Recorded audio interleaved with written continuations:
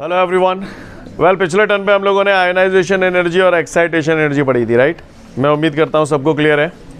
इसके बाद हमारे सामने अगला क्वेश्चन है, how Bohr's quantum condition is verified by the de Broglie. Bohr ने जब अपना पूरा मॉडल समझाया था, हमने उसके 4-5 पॉइंट्स पढ़े थे, तो वहाँ पर आपने बोर्स क्वांटम कंडीशन पढ़ी थी, mvr बराबर nh/2π। हालांकि आपको एक बात बता दूँ, बोर ने जब अपना मॉडल दिया तो जैसे उसने बोला था इलेक्ट्रॉन न्यूक्लियस के चारों तरफ घूमता है तो उसे सेंट्रीपिटल फोर्स चाहिए, और उसे सेंट्रीपिटल फोर्स मिलता भी था न्यूक्लियस से, यस और नो। कोलम्बियन फोर्स लगता था वहाँ पर, ये सब रीज़न दिया। लेकिन उसने बोर्स एटॉमिक मॉडल में ये जो कंडीशन दी थी, बोर्स क्वांटम कंडीशन mvr बराबर nh/2π, इस कंडीशन को देने के पीछे कोई विशेष रीज़न उसने नहीं बताया। ये भी बोर्स मॉडल का एक ड्रॉबैक है कि भैया उसने ये जो बोर्स क्वांटम कंडीशन दी वो किस आधार पे दी, मतलब क्यों दी है, ये इसका स्पेसिफिक रीज़न क्या है इसको देने का, क्लियर है। तो उसके बारे में उन्होंने कुछ नहीं कहा, ये ड्रॉबैक है उसका। हालांकि बोर्स ने अपनी ये कंडीशन दे तो दी, लेकिन डी ब्रॉगली ने भी कुछ कहा था। तो डी ब्रॉगली ने कुछ ऐसा कहा था जिससे बोर्स की क्वांटम कंडीशन को थोड़ी और पावर मिल गई, उसे ताकत आ गई कि हाँ यार मैंने जो कंडीशन दी है वो सही है। तो वो यही पूछ रहा है हमसे कि how Bohr's quantum condition is verified by the scientist de Broglie. Clear. De Broglie ने ऐसा क्या कहा दिया, क्या कह दिया उसने कि जिससे बोर्स की क्वांटम कंडीशन सेटिस्फाइड हो गई। क्लियर है, समझ पा रहे हैं। तो वो बात हम लोगों को समझनी है, तो गौर से देखिएगा सभी लोग, ऐसा क्या कहा, क्या कहानी थी। तो भैया हम सब लोग ये जानते हैं कि न्यूक्लियस है, न्यूक्लियस के चारों तरफ ऑर्बिट्स होते हैं। कितने ऑर्बिट्स होते हैं by the way? Infinite number of orbits होते हैं, और उनमें इलेक्ट्रॉन्स घूमते हैं। और इलेक्ट्रॉन हर ऑर्बिट में नहीं घूमते, किसी स्पेसिफिक ऑर्बिट में घूमते हैं, जिसे आप स्टेशनरी ऑर्बिट कहते हो। ऐसा सब कुछ पता है आपको? डी ब्रॉगली ने ये बोला था कि हर इलेक्ट्रॉन के साथ एक पर्टिकुलर वेवलेंथ की वेव एसोसिएट होती है, जिसे डी ब्रॉगली वेव या मैटर वेव कहते हैं। अब इलेक्ट्रॉन यहाँ पर जब मूव करेंगे तो इनके साथ डी ब्रॉगली वेव एसोसिएट होगी, राइट। तो बोर्स क्वांटम कंडीशन कैसे वेरीफाई हो गई डी ब्रॉगली के द्वारा, वो समझना है। तो सुनिए, मैंने मान लिया यहाँ पर जो इलेक्ट्रॉन है वो किसी न किसी ऑर्बिट में घूम रहा है। मैंने मान लिया ये इलेक्ट्रॉन nवें नंबर के ऑर्बिट में घूम रहा है। तो जाहिर सी बात है, न्यूक्लियस के सेंटर से इसकी ये जो डिस्टेंस है, इसे रेडियस बोलेंगे। इस रेडियस को Rn बोल दो, nth ऑर्बिट की रेडियस, यस और नो।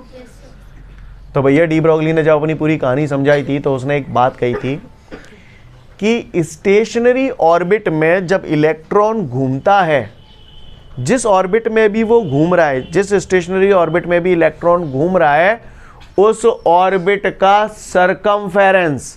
सरकमफेरेंस यानी काय की बात कर रहा हूं, 2πr, काय की बात कर रहा हूं, 2πr। तो उसने बोला था उस ऑर्बिट का जो सरकमफेरेंस होता है, तो सरकमफेरेंस 2πr, इस ये nवें ऑर्बिट की रेडियस को आप Rn लिख रहे हो तो इसलिए मैंने Rn लिख दिया। सीन क्लियर है ना। तो डी ब्रॉगली ने बोला था कि इलेक्ट्रॉन जिस स्टेशनरी ऑर्बिट में घूमता है, उस ऑर्बिट का सरकमफेरेंस उस इलेक्ट्रॉन के साथ एसोसिएटेड डी ब्रॉगली वेव का इंटीजर मल्टीपल होता है। नहीं, यही बात समझ में, सीन क्लियर है। ये बात किसने कही थी? डी ब्रॉगली ने। डी ब्रॉगली ने बोला था इलेक्ट्रॉन जिस किसी भी स्टेशनरी ऑर्बिट में घूमता है तो उस ऑर्बिट का सरकमफेरेंस उस इलेक्ट्रॉन से एसोसिएटेड डी ब्रॉगली वेव का इंटीजर मल्टीपल होता है। अब मुद्दा यह है कि इससे बोर्स क्वांटम कंडीशन कैसे वेरीफाई हो गई, तो आइए देखते हैं कैसे वेरीफाई हो गई। 2πRn is equal to n। De Broglie ने अपना एक रिलेशन दिया था, lambda is equal to happy. तो lambda is equal to h/p, बोले भैया। 2πRn is equal to nh/p momentum है, मोमेंटम का फॉर्मूला होता है मास इंटू वेलोसिटी, यस और नो।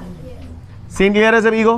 मास इंटू वेलोसिटी को इधर ले आया और 2π को मास इंटू वेलोसिटी की जगह पे ले आया, तो नज़ारा ऐसा हो जाएगा।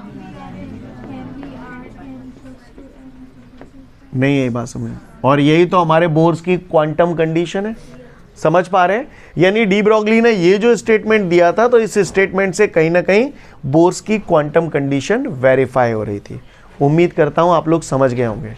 पढ़ लो, समझ जाओगे। इसके बाद हमारे को एक न्यूमेरिकल दिया गया है।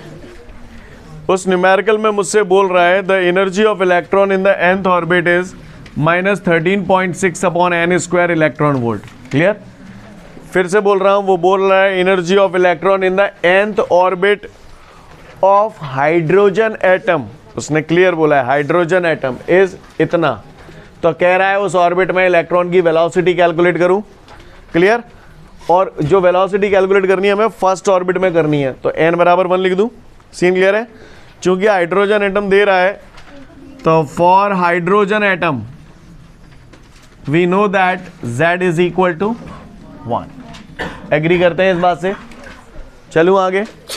भैया किसी भी ऑर्बिट में जब इलेक्ट्रॉन मूव करता है तो उसकी जो एनर्जी होती है, आप लोगों ने पढ़ा था लास्ट पेज पे जहाँ कॉन्सेप्चुअल क्वेश्चन है, वहाँ सारे फॉर्मूलाज दिए हुए हैं, काइनेटिक एनर्जी, पोटेंशियल एनर्जी और टोटल एनर्जी। टोटल एनर्जी का जो फॉर्मूला होता है किसी भी नंबर के, मैंने मान लिया nवें ऑर्बिट में अगर मैं देख रहा हूँ तो that was -1/4πε0 ZE²/2r। Scene clear है? अच्छा, साथ ही साथ उसने energy of electron in the first orbit, यहाँ पर ये नज़ारा चल रहा है हमारा, तो चूंकि हम लोग फर्स्ट ऑर्बिट की बात कर रहे हैं तो मैं इसे ऐसे लिखूँ E1। बोलो भैया यस और नो? E1 फर्स्ट ऑर्बिट में एनर्जी निकालनी है तो मैं इसे क्या लिखूँ -13.6 अपॉन 1 का square electron volt is equal to -1/4πε0 ZE²/2r।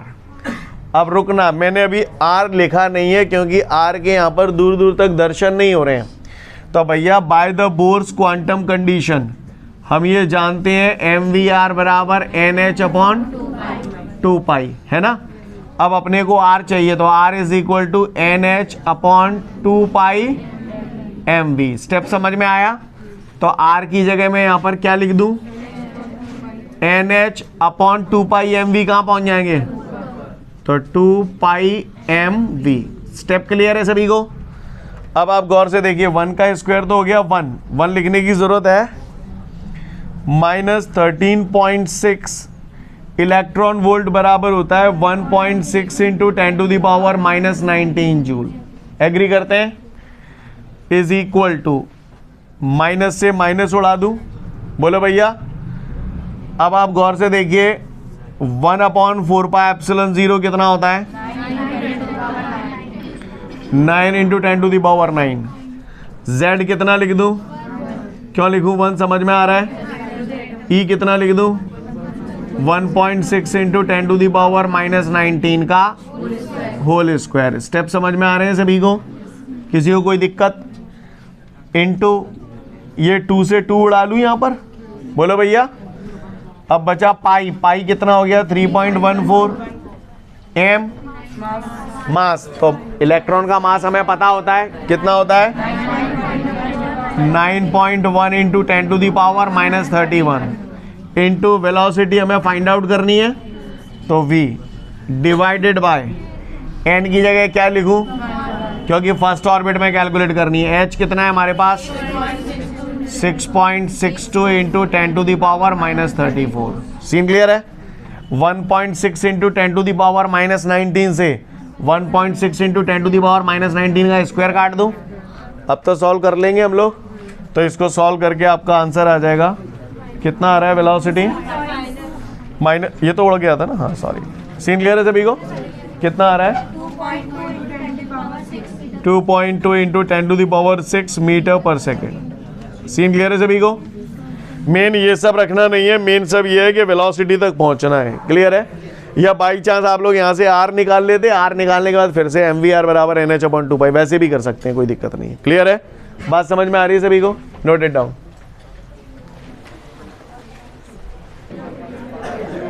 इसके बाद हमारे सामने अगला न्यूमेरिकल है। वो कह रहा है in the first orbit of hydrogen atom. First orbit बोल दिया, क्या दे दिया पट्टे ने? है फॉर फर्स्ट ऑर्बिट, इसका मतलब उसने आपको n बराबर 1 दे दिया। ठीक है? फॉर हाइड्रोजन एटम z बराबर 1 दे दिया उसने। क्लियर? तो वो कह रहा है हाइड्रोजन एटम में फर्स्ट ऑर्बिट का रेडियस है 0.5 एंगस्ट्रॉम और उसमें जो इलेक्ट्रॉन मूव कर रहा है उस इलेक्ट्रॉन से एसोसिएटेड डी ब्रॉगली वेवलेंथ हमें निकालनी है और उसकी स्पीड निकालनी है। तो भैया हमें ज़्यादा नहीं मालूम, लेकिन 0.5 एंगस्ट्रॉम हम जानते हैं 10⁻⁻10 मीटर। बोलो भैया। तो डी ब्रॉगली ने कहा था, ये कहा था 2πr बराबर n लैम्डा। बोलो भैया, ऐसे लिखूं according to de Broglie. Clear? According to de Broglie we all know that 2πr is equal to n lambda. बोलो भैया। तो 2 पाई कितना होता है? पाई आ रहा 0.5 इंटू 10⁻⁻, n कितना धरूं? 1 का भी क्या लिखना? लैम्डा। सीन क्लियर है? तो लैम्डा इज इक्वल टू 98 दूनी 1 रुपया 1 लिखूं तो ये हो गया आपका 3.14 इंटू 10 की पावर। ये आ गया वेवलेंथ। देखो ये आ गया। हाँ मुझे वेलोसिटी चाहिए। क्या चाहिए? वेलोसिटी। हाँ भाई, वेलोसिटी निकालने के लिए आप ये तो वो लगा दो mvr बराबर nh/2π। क्लियर? या फिर लैम्डा बराबर हैप्पी लगा दो, जो मन पर है इतने कराओ। तो बंदा happy. Momentum is equal to mass into velocity. बोलो। वेलोसिटी इधर लाऊंगा, लैम्डा इधर आ जाएगा, तो h/m लैम्डा। h कितना होता है?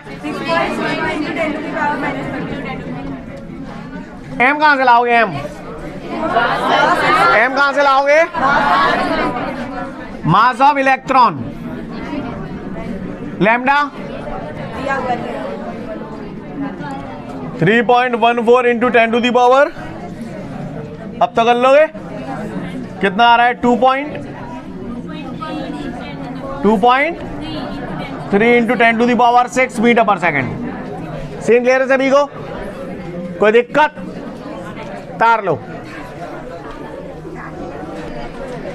इसके बाद हमारे सामने अगला क्वेश्चन है, explain the shortcomings of Bohr's atomic model. Bohr's atomic model की क्या क्या कमियां हैं वो हम लोगों को जानना है। वो हम लोगों को जी हाँ जानना है। तैयार हैं हम लोग? रेडी पे रेडी है? Listen everyone.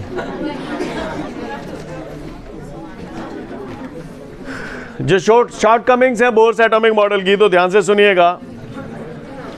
पहला, बोर ने जो क्वांटम कंडीशन दी, मैं बातों ही बातों में आपको ऑलमोस्ट काफ़ी सारी बता चुका हूं ऑलरेडी। तो बोर ने अपनी जो क्वांटम कंडीशन दी उसके पीछे कोई स्पेसिफिक रीज़न नहीं दिया। पहली, बोर्स एटॉमिक मॉडल जो हमने पढ़ा वो केवल ऐसे एटम के लिए ही एप्लीकेबल है जिनमें केवल एक इलेक्ट्रॉन होता है। जैसे हाइड्रोजन एटम, आयोनाइज्ड हीलियम, तो इनमें केवल एक ही एटम होता है, इसलिए उसके लिए एप्लीकेबल है। जिनमें एक से ज़्यादा इलेक्ट्रॉन बोल गया है ना, जिनमें एक से ज़्यादा इलेक्ट्रॉन होंगे उनके लिए फिर ये एप्लीकेबल नहीं होता। सीन क्लियर है? बोर्स एटॉमिक मॉडल से हमने रिडबर्ग कांस्टेंट देखा। क्लियर? और जो साइंटिस्ट रिडबर्ग थे उन्होंने भी अपने एक्सपेरिमेंट्स के थ्रू रिडबर्ग कांस्टेंट की वैल्यू निकाली।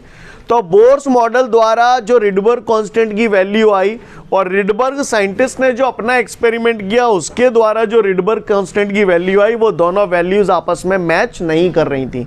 तो ये भी बोर्स मॉडल का एक ड्रॉबैक है। क्लियर? और सुने, बोर्स एटॉमिक मॉडल में आपने emission spectrum of hydrogen atom पढ़ा था, राइट? तो वहां पर जो इलेक्ट्रॉन थे अपर ऑर्बिट से लोअर ऑर्बिट में आ रहे थे, तो एक पर्टिकुलर फ्रीक्वेंसी की लाइट निकल रही थी। बोलो भैया। है ना? अब उस लाइट की इंटेंसिटी कितनी होती है, इस बात को बोर नहीं बता पाए। क्लियर है? यानी वहां पर जो इलेक्ट्रॉन हायर ऑर्बिट से लोअर ऑर्बिट में आ रहा है, तो जिस फ्रीक्वेंसी की लाइट को वो एमिट कर रहा है, समझ रहे ना, तो वो वहां पर उसकी इंटेंसिटी को नहीं बता पाए। बोर अपने एक्सपेरिमेंट से जीमन इफेक्ट को भी एक्सप्लेन नहीं कर पाए। अब ये पॉइंट जब हम पढ़ते हैं तो एकदम से समझ नहीं आता, पर आप समझें। साइंटिस्ट थे जीमन साइंटिस्ट का नाम है। उन्होंने जो अपना एक्सपेरिमेंट किया था उस इफेक्ट को हम लोग बोलते हैं जीमन इफेक्ट। होता क्या है, जीमन जो साइंटिस्ट था उसने क्या किया, आपने Lyman बामर Paschen bracket fund series पढ़ा था, तो उसमें इलेक्ट्रॉन अपर ऑर्बिट से लोअर ऑर्बिट में गिर रहे थे, तो कुछ पर्टिकुलर फ्रीक्वेंसी की रेडिएशंस निकल रही थी। जब उन रेडिएशंस पर मैग्नेटिक फील्ड अप्लाई किया गया तो उसमें कुछ चेंजेस आए, और जब बोर से पूछा गया कि मैग्नेटिक फील्ड अप्लाई करने पर इनके अंदर ये जो चेंजेस आ रहे हैं इसका जवाब दो, तो बोर इस बात का कोई जवाब नहीं दे पाए। क्लियर? ये तो मैंने आपको बहुत डिटेल में बताया, आपको सिंपल सा इतना लिखना है कि बोर्स अपने एक्सपेरिमेंट से जीमन इफेक्ट को एक्सप्लेन नहीं कर पाए। कहानी समझ में आ रही है? सीन क्लियर है? बोर जो थे उन्होंने emission spectrum of hydrogen atom समझाया, Lyman बामर Paschen bracket fund series समझाई थी, कुछ पर्टिकुलर फ्रीक्वेंसी की लाइट्स निकल रही थी, लेकिन उसके फाइन स्पेक्ट्रम को नहीं समझा पाए। फाइन स्पेक्ट्रम मतलब उसे और ज्यादा बारीकी से एक्सप्लेन नहीं कर पाए। जब अदर साइंटिस्टों ने एक हाई रिजोल्यूशन स्पेक्ट्रोस्कोप से उन लाइंस को स्टडी किया, कौन सी लाइन? लाइमन बामर पास्चन में जो मिल रही थी, जैसे आपने बामर सीरीज में देखा था H alpha, H beta, H gamma, H delta मिल रही थी, है ना, उन्होंने 4 बताई थी। लेकिन जब उसे हाई रिजोल्यूशन स्पेक्ट्रोस्कोप से देखा गया तो एच अल्फा के अंदर 5 लाइनें और थी। अब जब बोर से पूछा गया कि भैया ये 5 लाइनें और दिख रही हैं, ये क्या है, तो उसको बोर एक्सप्लेन नहीं कर पाए। तो इस पॉइंट को शॉर्ट में हम लोग लिखते हैं कि बोर जो होते हैं, बोर जो साइंटिस्ट है वो फाइन स्ट्रक्चर नहीं समझा पाए। समझ पा रहे हैं आप मेरी बात को? क्लियर है? बात समझ में आ रही है? तो ये सारे बोर्स मॉडल के क्या हैं? शॉर्टकमिंग्स हैं, ड्रॉबैक्स हैं। बात समझ में आ रही है? क्लियर? 2-3 ड्रॉबैक्स भी अगर हमको याद रहेंगे तो हमारा काम बनता है, पर पता हर एक होना चाहिए। ओटी ट्रू फॉल्स के फॉर्म में वो कुछ भी पूछ सकता है। सीन क्लियर है? पढ़ लो, समझ जाओगे। ठीक है, इसके बाद हमारा एक लास्ट एक नोट रह गया है। वो नोट क्या है उसको समझें। आपके नोट्सों में एक फॉर्मूला लिखा हुआ है, lambda is equal two upon delta ई, ऐसे करके लिखा होगा। क्लियर? एंगस्ट्रॉम, है ना? कॉम्पिटिटिव एग्जाम में ये फॉर्मूला डायरेक्ट याद कराया जाता है, और डायरेक्ट जब हम लोग इसे अप्लाई करते हैं तो इस फॉर्मूले की खास बात ये है कि यहाँ पर हमें जो एनर्जी रखनी होती है वो हमेशा इलेक्ट्रॉन वोल्ट में रखते हैं। क्लियर? अगर नहीं भी दी इलेक्ट्रॉन वोल्ट में, जूल में दिया, तो पहले उसे इलेक्ट्रॉन वोल्ट में कन्वर्ट करेंगे, तब डेल्टा ई की वैल्यू रखेंगे, और यहाँ पर हमें जो आंसर ऑब्टेन होगा वो एंगस्ट्रॉम में ऑब्टेन होगा। राइट? ये एक शॉर्टकट फॉर्मूला है, मैंने आपको कराने का पर्पस है, मुझे कोई ज़रूरत नहीं कि मैं इस फॉर्मूले को कराऊं, पर मैंने कराया इसलिए कई बार ओटी वगैरह के फॉर्मेट में ऐसे क्वेश्चंस पूछ लेता है वो। राइट? तो आपने एटलीस्ट एक बार देखा होगा तो आप उसे लगा सकते हैं। आपको बता दूं ये फॉर्मूले की उत्पत्ति, इसका उद्गम कहाँ से हुआ है, तो इसको आप जान लें। आप लोग जानते हैं ई एच न्यू में क्या संबंध है? हाँ, मैंने एक दिन एक से पूछा ई एच और न्यू में क्या संबंध है, तो मुझसे जवाब मिला बढ़िया संबंध है। क्लियर? तो ई एच न्यू आप लोग जानते हैं, तो भैया हमने बचपन में पढ़ा है delta E is equal to h nu. H nu की जगह लगे आज सी अपॉन लैम्डा लिख दो, लैम्डा को इधर ले आऊंगा तो lambda is equal to h c upon delta E. समझ में आ रही है बात? अगर आप यहाँ पर प्लैंक कांस्टेंट और स्पीड ऑफ लाइट वगैरह रख दोगे तो ये इसी फॉर्मेट का फॉर्मूला बन जाएगा। कहानी समझ में आ रही है?